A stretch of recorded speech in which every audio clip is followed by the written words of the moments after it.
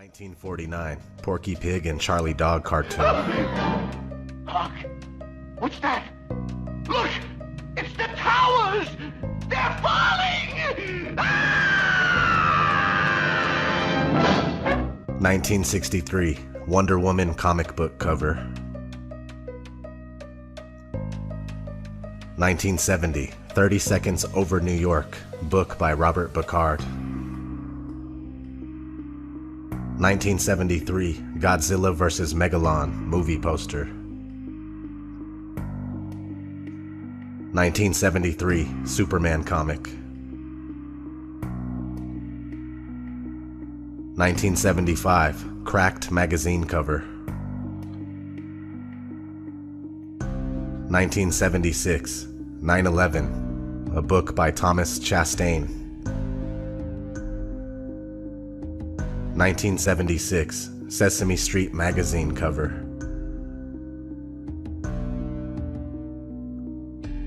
1976, Spidey Super Stories comic book cover. 1978, Super Friends TV show, the episode entitled Monolith of Evil.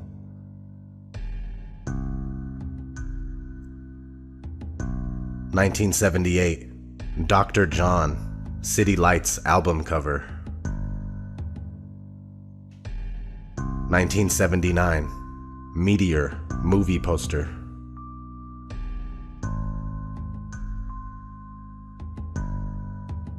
1979, Supertramp, Breakfast in America album cover.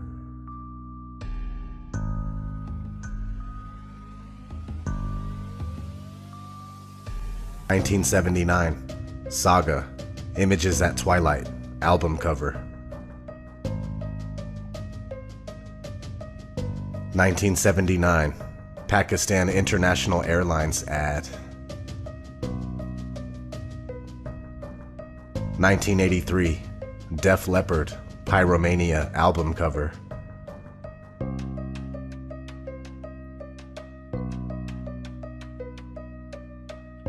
1983, a book by Jose Borja.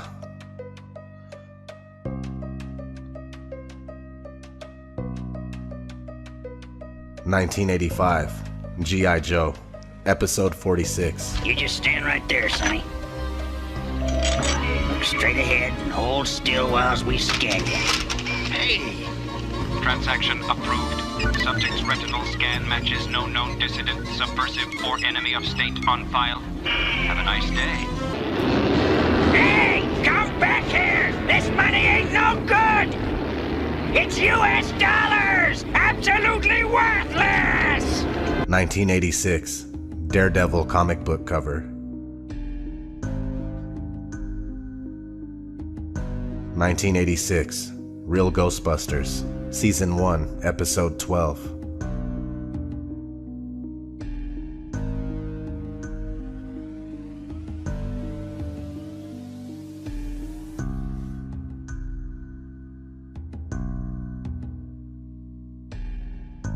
1986, Dream Machine. There's computers where the resolution is so high that you can never tell that it was ever touched by anything, which raises the whole question of photography as evidence of anything.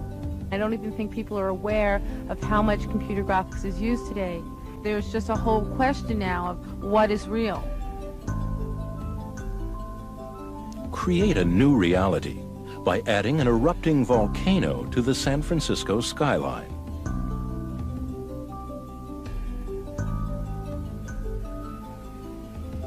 Or remove the World Trade Center from the New York City skyline. 1987, The Squeeze movie cover.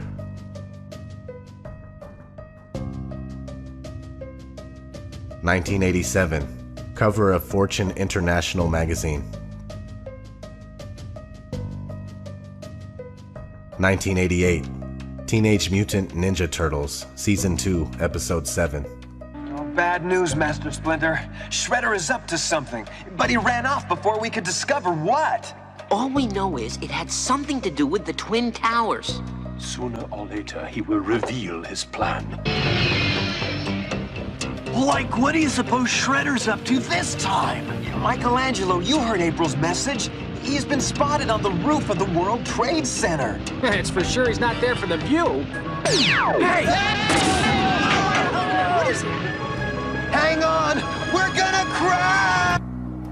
1988, Microsoft Flight Simulator. 1989, Jason Takes Manhattan, movie poster.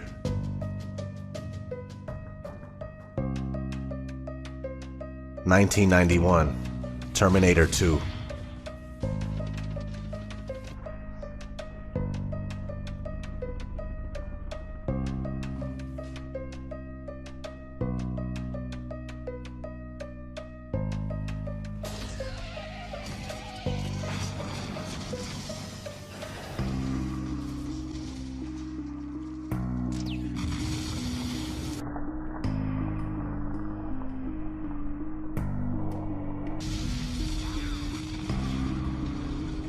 1991, Spider-Man comic.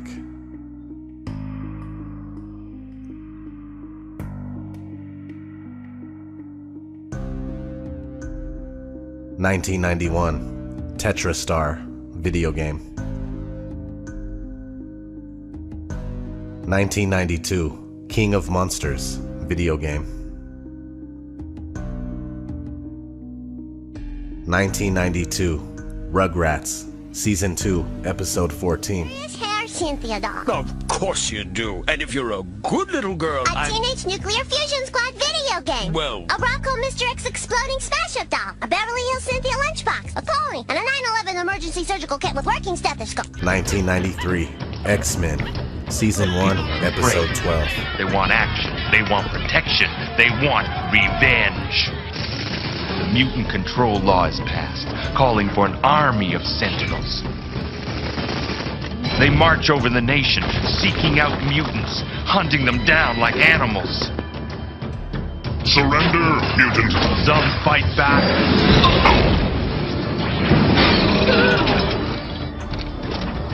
But not for long. The sentinels herd the surviving mutants into detention camps. The camps are your final stop. You never leave.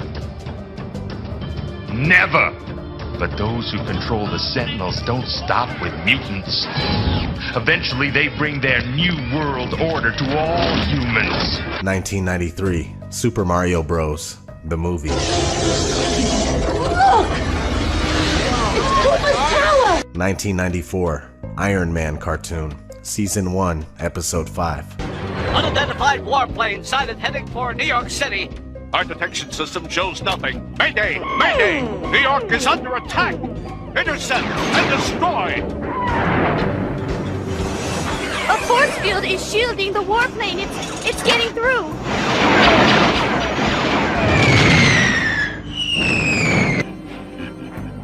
It is time. We will now strike at the heart of American defense and destroy the Pentagon with one swift and deadly blow. 1994, Aero Fighter 2 video game.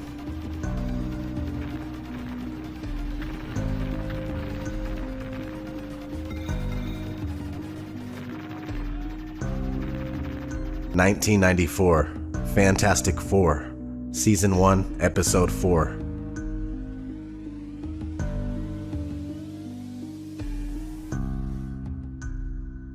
1994, Viceland magazine article.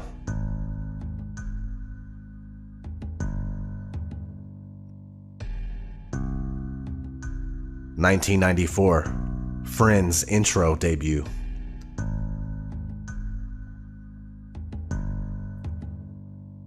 1994, Deathstroke the Terminator comic book cover. 1995, The Tick, Season 1, Episode 12. We are under attack! Things so monstrous! Terror unleashed from the sacred cotton candy place of our dreams! If anyone is out there listening, get out of town before it gets to you! And I'm out of here! 1995, Hackers.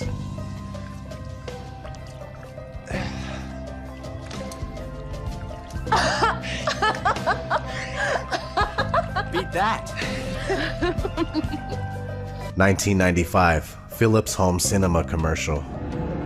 Pictures so real you won't believe your eyes. Dolby ProLogic surround sound so exciting your eyes won't believe your ears. The ultimate home cinema televisions from Philips, including 100 Hz flicker-free pictures and widescreens. Philips, let's make things better. 1995, Illuminati card game.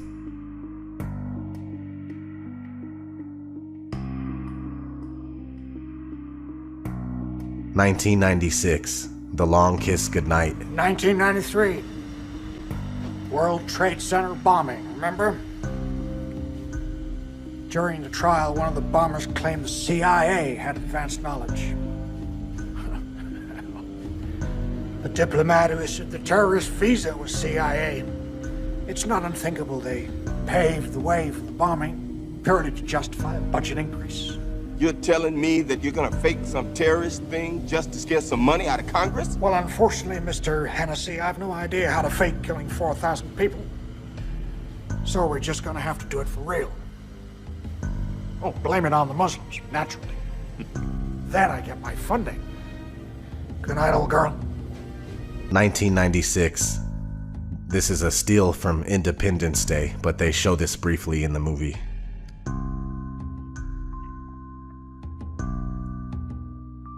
1997, Men in Black cartoon, Season 1, Episode 6. Slim, remember those Twin Towers? Yeah, what about them? I don't think they're gonna be so tall anymore. Oh, no.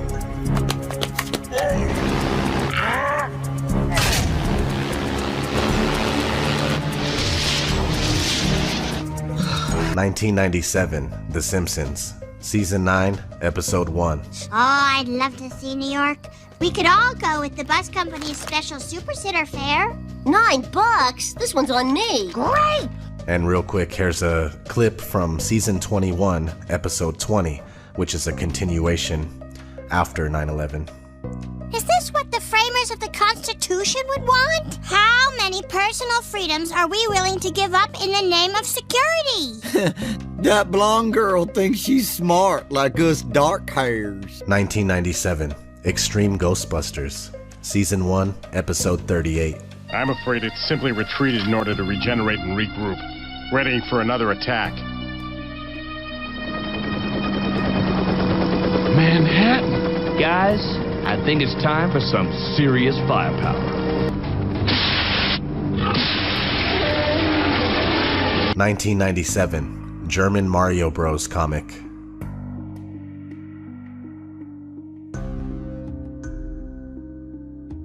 1997, Emergency Response to Terrorism Self-Study.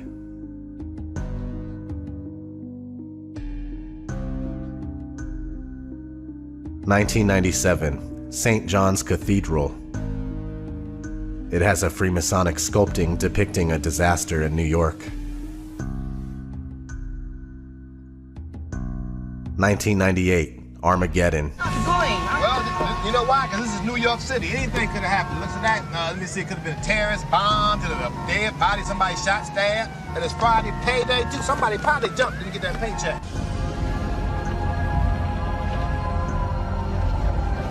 1998, The Parent Trap. How weird is that? Extremely. 1998, a steal from the movie Godzilla. 1998, Pirelli Tires ad. 1999, Batman Beyond, Season 2, Episode 12. Vibration, it's gonna knock down the towers.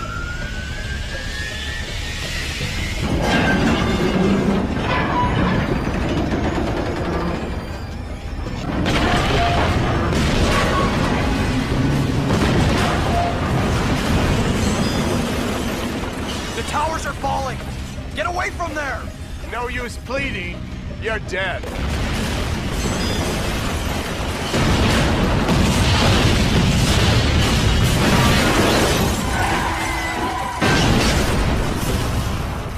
(1999) 7 days. The defensive missiles will stay close to the building, so try to stay with them.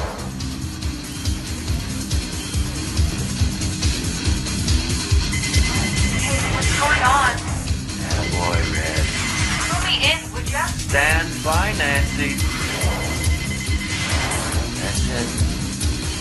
That's it. Whoa. Hang in tight.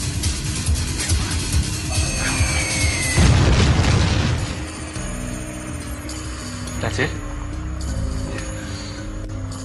I'm so good at this. And graphics suck. The best games show body parts blow up and stuff. And you gotta know you won. You know, you gotta have fireworks, buzzers, something, not just game over. I'll see what I can do. Red, let's get this equipment loaded and take our show on the road. Cool. Early reports indicate more than 50 people killed, including many high-ranking officers, and several hundred injured. How the missile got through air defenses surrounding the Pentagon is still the subject of much debate. 1999. Fight Club.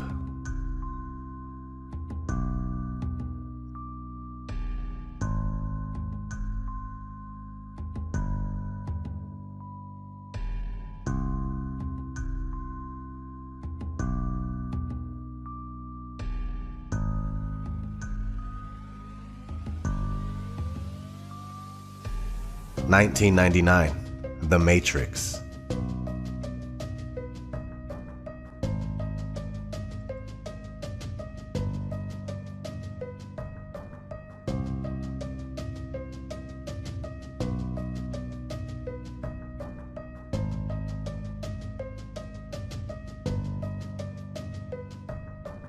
(2000) Rugrats in Paris.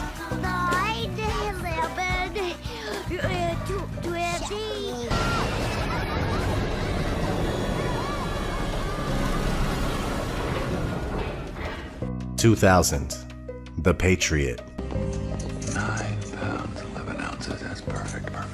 More like The Patriot Act. 2001, New York Magazine. Interestingly enough, it says, "Is there life beyond the boom?" And it also has the one-eye symbolism.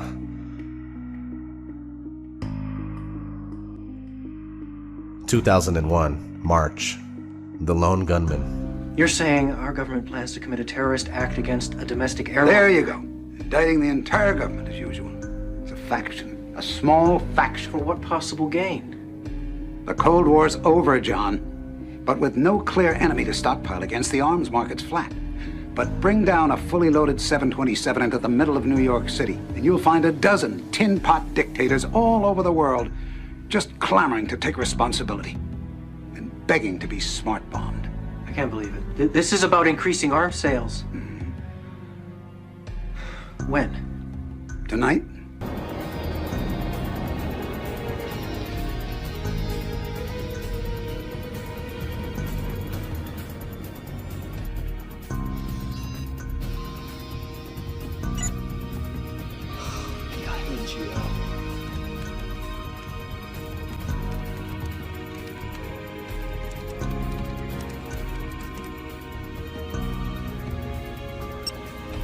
Got manual override.